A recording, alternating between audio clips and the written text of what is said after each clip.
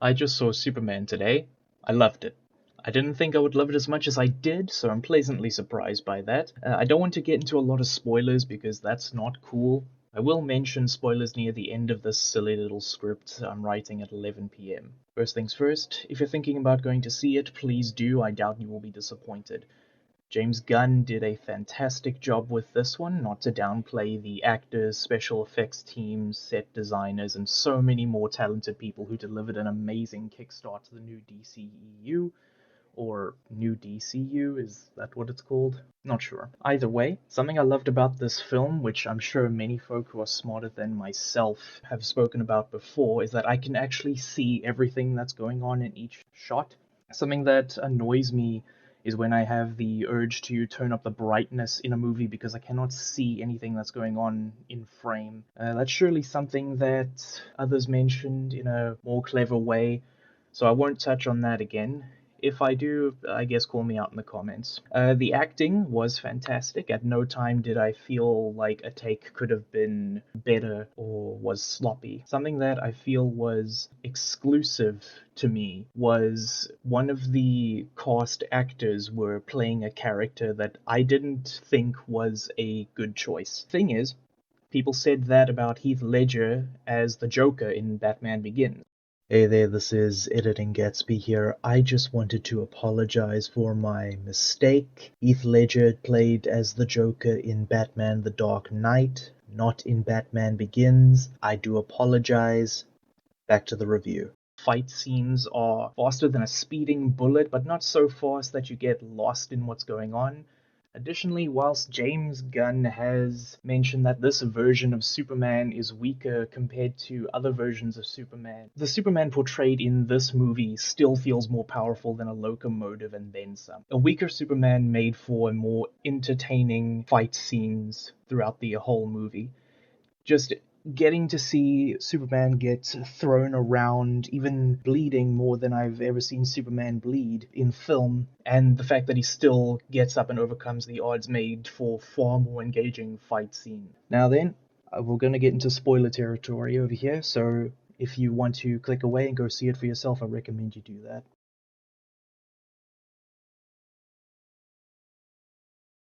That should be long enough. So, the spoilers in question are only about things that I don't understand or like about the movie. The movie opens with exposition written in text on screen, so pay attention if you're a slow reader like myself. Having said that, whilst I definitely am a slow reader, I didn't fall behind in reading everything that was on screen. I was just caught off guard because I didn't know what to expect at the beginning of the movie, and I certainly didn't expect to be reading exposition. Additionally, I'd just like to mention that while I don't like exposition written on screen for myself to read, I can't imagine how else the movie would open and not waste time. Like, if there were scenes at the beginning of the movie, I think they would just waste time and then the runtime would be almost too long. The only other thing I don't like about the movie, and this is very nitpicky, is that Superman's escape pod to Earth was equipped with a message from Superman's parents that was half damaged. The first half of the message is translated to the audience where his parents say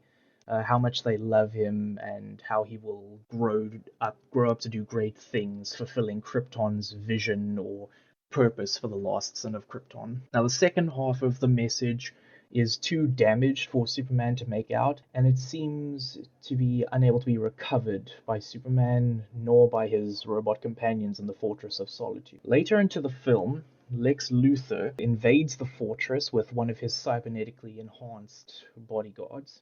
This enhanced bodyguard is able to recover the last half of the message. Lex then takes the full message, translates it with language translation specialists, and shares the second half of the message to the world. The second half of the message basically tells Kal-El, Superman, to enslave Earth and raise a new generation of Kryptonian, enslaving and eliminating any human or whatever gets in his way. Now, to me, this sounded like a lie perpetuated by Lex to destroy Superman's image, which does do the trick, but inevitably when Superman clears his name, it is never explicitly confirmed if the second half of the message was true or not. I thought at the end of the movie the audience would get to see the real end to the message, but it's never stated unless I missed it throughout the movie. If I did miss it, please let me know. I'd appreciate it very much. Leaving that question unanswered makes me think that in this iteration of the DCEU or DCU, the Kryptonians are conquerors, which I am not too big of a fan of. I can definitely see how this can lead to more interesting stories in the future, so I'm not opposed to it. This is, as I said before, a nitpick of mine, and it does not take away from anything about the movie. It's still a fantastic movie. And that's my little review of Superman. I loved it. I recommend Superman fans and DC fans go and see it. Let me know what you thought, and do the whole algorithm appeasing things like comment, share, subscribe, and see you all in the next one. Thanks for listening.